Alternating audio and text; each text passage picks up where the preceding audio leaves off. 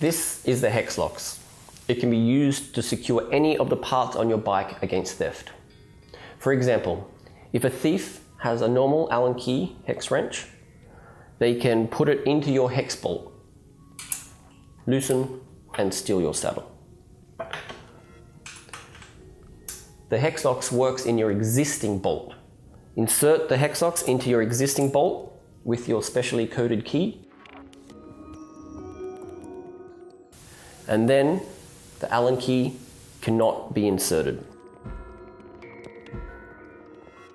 The Hexlox can also secure your front wheel by inserting in here. For your stem and fork security, insert one Hexlox here. For handlebar security, put two Hexlox at the front. Grips, saddle. If in the case your wheels are secured with a quick release, we have our hex skewers, which are Hexlox compatible. If your wheels have a nut fastened by a wrench,